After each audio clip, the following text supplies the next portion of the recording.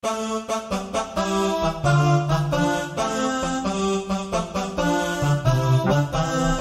vais vous montrer comment vous pourriez aussi arriver et ensuite être après travailleur qualifié du Manitoba. Parce que certains demandaient, mais comment est-ce que je peux faire pour être considéré comme travailleur qualifié du Manitoba?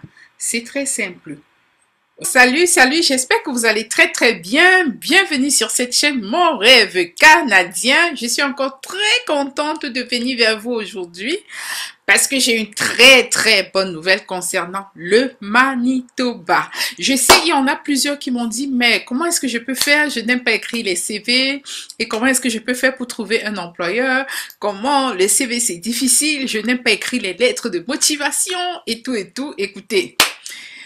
On a besoin de tout ça dans la vie. Il y en a qui savent écrire des lettres de motivation. Il y en a qui ne savent pas. Il y en a qui savent mais qui ne veulent pas le faire. Alors aujourd'hui, pour l'occasion du Manitoba, grâce à ce programme du Manitoba, vous pouvez visiter le Manitoba sans être obligé d'avoir une offre d'emploi. Pas besoin d'offre d'emploi pour arriver au Manitoba. La dernière fois, j'avais partagé quelque chose sur la visite exploratoire avec vous sur le Manitoba. Aujourd'hui, nous allons continuer avec le Manitoba. Pour ceux qui ne sont pas encore abonnés, ça me ferait plaisir de savoir que vous allez vous abonner, que vous êtes déjà en train de vous abonner, ok? Donc là, j'attends un peu pour que vous vous abonniez afin que je démarre l'émission. Et puis, n'hésitez pas également d'activer la cloche de notification. Après avoir activé la cloche de notification, likez, partagez massivement afin que d'autres puissent réussir comme vous. Parce que nous tous, nous allons réussir d'une manière ou d'une autre, alors bénissons les autres personnes. Il y en a également qui m'ont dit, ouais, le projet du Canada coûte très cher et je n'ai pas assez de moyens. Je voulais également vous dire que je gère également une autre chaîne où je parle juste des astuces finances, comment multiplier ses revenus. Je vais également partager la chaîne avec vous dans la barre de description. La barre de description, c'est en bas là où vous voyez Mon Rêve Canadien. Et vous pouvez cliquer pour voir dérouler la barre de description. C'est là où je mets toutes les informations par écrit que vous pourriez copier et coller. Et j'ai dit à plusieurs, moi c'est Alice Di Kweka. Je suis au Canada depuis 2013 avec coupure parce que après je suis rentrée. Mais j'ai été au Québec, j'ai vécu et maintenant nous sommes en Ontario. Pour l'histoire de l'Ontario, je vais vous en parler une autre fois parce que l'Ontario, c'est une province très excellente. Alors, le Manitoba, comme vous voyez dans l'image là, c'est ensuite de l'autre côté, près de l'Ontario, vous avez le Manitoba. C'est une des 10 provinces canadiennes parce qu'au Canada, on a 10 provinces et 3 territoires. Et le Manitoba est la 5e province la plus peuplée au Canada, après l'Ontario, parce que l'Ontario, c'est la province la plus peuplée. Ensuite, c'est le Québec. On a la Colombie-Britannique, l'Alberta, 5e position, Manitoba, avec près de 1,300, je crois, 1 300 000 habitants, quelque chose comme ça, si je ne me trompe pas. Sa capitale, c'est Winnipeg, et c'est une très belle ville. Par contre, en décembre, il a fait très froid. C'est ça le Canada, en fait. Ils ont atteint la -50 vers fin décembre, je crois, entre fin décembre et le 1er janvier.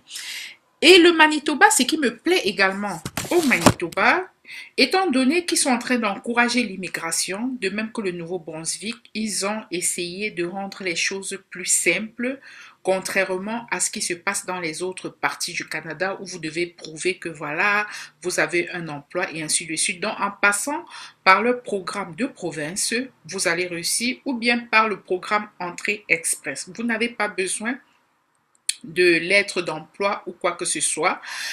Mais une des choses qui est très importante, c'est que vous devez prouver que vous avez un lien avec le Manitoba. Ça veut dire quoi? Vous avez un ami au Manitoba qui vous attend. Vous avez un membre de la famille qui vous attend. C'est vraiment une des seules provinces où on dit si vous avez ce lien-là, ça vous donne un peu la cote, quoi. Et sur le site, je n'ai pas vu qu'ils ont besoin d'offres d'emploi, hein, donc on va visiter ça ensemble. Mais j'ai vu qu'ils mettent beaucoup l'accent sur le lien. Et je sais, il y en a qui demandent, et si je ne connais personne au Manitoba? Par contre, si vous connaissez quelqu'un au Québec, ça ne marchera pas. Non. Parce que ça ne prouve pas que vous allez rester au Manitoba. Il faut que votre lien soit du Manitoba et non d'une autre partie du Canada.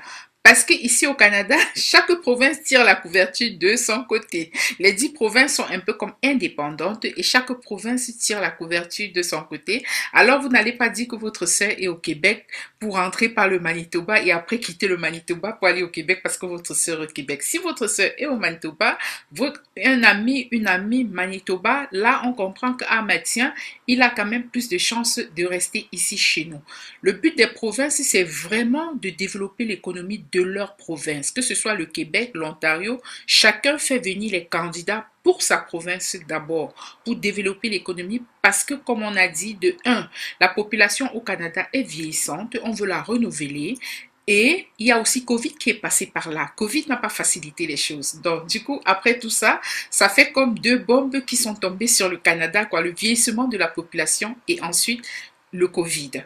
Alors, donc, on y va. Je vais partager avec vous exactement ce que je suis en train de raconter. Moi, ce que j'aime, c'est vous montrer toujours la preuve en image.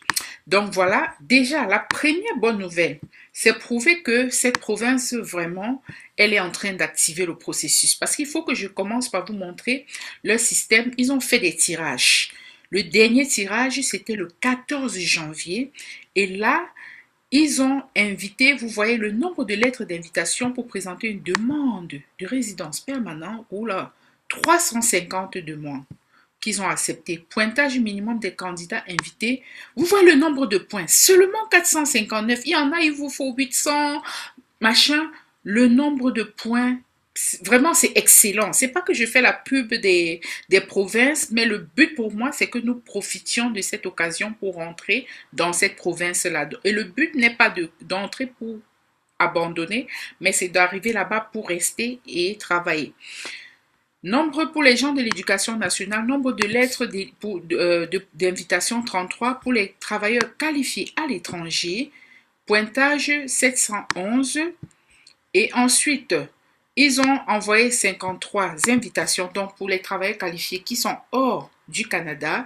Pour ceux qui sont arrivés au Canada, le pointage est 459 au lieu de 711. Mais restez tranquille, je vais vous montrer comment vous pourriez aussi arriver et ensuite être après travailleur qualifié du Manitoba. Donc là, et on dit parmi les 443 lettres concernant de faire une demande émise lors de ce tirage, 97 ont été émises aux candidats ayant déclaré avoir un code d'entrée express et un code de validation de chercheur d'emploi valide. Mais on a dit 97, là, c'est pas obligatoire d'avoir une offre d'emploi. Donc, ceux qui ont déjà un code dans l'entrée express et qui ont décidé plutôt que voilà, c'est vers le Manitoba, on les a également choisis. Voilà la remarque qui donne. Voilà, ont été directement invités par le programme des provinces, ont été invités par le PCM dans le cadre d'une initiative de recrutement stratégique. Donc, voilà, vous allez lire tout ceci. Et on parle également des exigences linguistiques. L'exigence linguistique est importante. Par contre, là, je ne vois pas le nombre de points, donc je ne sais pas si eux, ils sont au niveau de langue niveau 5. Donc, le nombre de points, je ne vois pas. Et puis maintenant, la prochaine chose, parce que certains demandaient, mais comment est-ce que je peux faire pour être considéré comme travailleur qualifié du Manitoba? C'est très simple.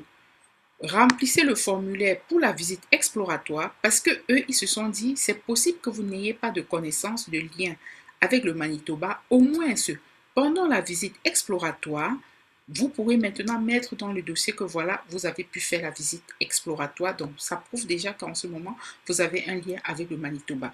Voici, ça c'est le formulaire. Si vous n'avez pas de lien, si vous n'avez pas de connaissances au Manitoba, je vais mettre encore ce formulaire dans la barre de description et puis vous allez remplir le formulaire pour la demande de visite exploratoire. Par contre, vous devez avoir déjà passé votre test de langue. Ça, c'est très important. Vous devez déjà avoir passé votre test de langue. Et n'oubliez pas, Une fois ça, voici le système de déclaration d'intérêt. On vous explique ici comment vous devez faire une présentation d'une déclaration d'intérêt. Vous allez lire et voir exactement qu'est-ce que vous devez inclure dans la déclaration d'intérêt, la maîtrise de la langue. Ils vous disent ici que le niveau 4 va vous donner 12 points. Niveau 5, 17 points. En gros, quel que soit le niveau, ça va vous donner un nombre de points. C'est pas comme si on allait rejeter ce que vous avez. Le critère d'âge, jusqu'à 49 ans, hein, voilà, ça vous donne 10 points parce qu'il y en avait qui me demandaient est-ce que je peux arriver là dans la quarantaine? Bien sûr que vous pouvez arriver ici, même dans la quarantaine. Les expériences professionnelles, là vous voyez un peu, si vous avez moins d'un an, ok, 0 points. Déjà à partir de 1 an, ça va vous faire 40 points. 2 ans et ainsi de suite. Niveau d'études, si vous n'avez aucune formation postsecondaire, si vous avez un certificat d'une école de métier, ce que beaucoup font, 70 points. Un programme d'études postsecondaires seulement d'1 an, 70 points. Un programme d'études postsecondaires de 2 ans, 100 points. OK? Les capacités d'adaptation. Et là, on dit, si vous avez un parent proche, ça fait 100 points. Amis ou parents éloignés, ça vous fait quand même 50 points. Ce n'est pas rien. Même un simple ami va faire en sorte que vous ayez les points. Par contre, si vous avez une invitation à présenter une demande en vertu d'une initiative de recrutement, ça fait carrément 500 points. Emploi continu au Manitoba.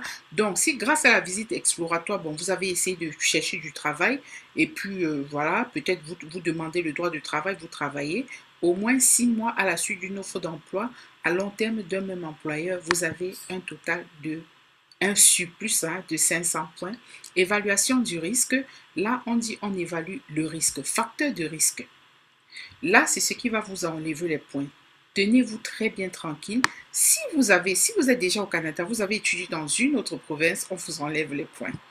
Si vous avez, comme j'ai dit au départ, expérience professionnelle dans une autre province, ça vous enlève des points. C'est un peu genre, si vous avez travaillé ailleurs, vous devez y rester. Si vous avez étudié ailleurs, vous devez y rester.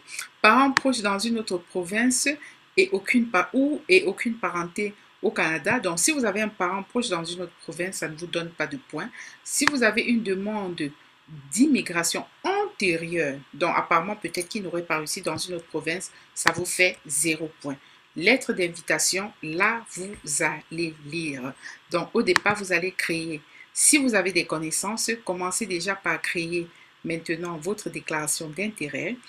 Et puis, si vous n'en avez pas, commencez par remplir la fiche pour la visite exploratoire. Maintenant, il n'y a que 3 étapes pour commencer votre processus d'immigration au Manitoba. Étape 1, présenter la déclaration d'intérêt. Étape 2, les candidats ayant obtenu le plus de points qui ont un lien d'affiliation. Donc, c'est de ça qu'on parle depuis.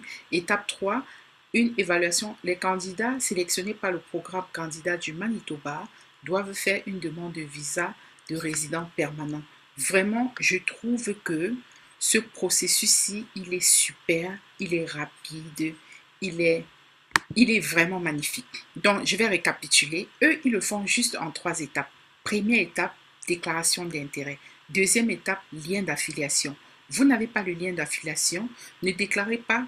Choisissez la visite exploratoire et pendant la visite exploratoire, vous pouvez déposer vos papiers. Troisième étape maintenant, vous demandez la résidence permanente. N'est-ce pas beau? C'est vraiment beau. Ça, c'est une très, très bonne opportunité. Et si vous avez quelqu'un ailleurs qui est hors du Manitoba, ça ne vous donnera pas des points. Donc, si vous avez quelqu'un ailleurs, décidez juste de passer par la visite exploratoire. Vos passeports apparemment devraient être prêts. Vous allez lire tout ça. Et également, le niveau de test linguistique, un niveau 5 est correct. Un niveau 6 est correct. C'est juste que plus le niveau est élevé, plus vous aurez des points. Donc, à nous revoir dans la prochaine édition. Merci beaucoup de m'avoir suivi. Merci d'avoir liké. Merci d'avoir partagé. Et merci beaucoup, beaucoup, beaucoup, beaucoup, beaucoup d'être toujours avec moi. Agrandissons la communauté. Soyez bénis et bon week-end. Merci de vous abonner, de liker, de partager. Donc, soit sur Facebook, vous copiez, envoyez par WhatsApp Et vous avez tout dans la barre de description. Voilà. Merci. Vous avez cliqué sur vous abonner. N'oubliez pas de cliquer là pour activer, pour cliquer sur toute la cloche de notification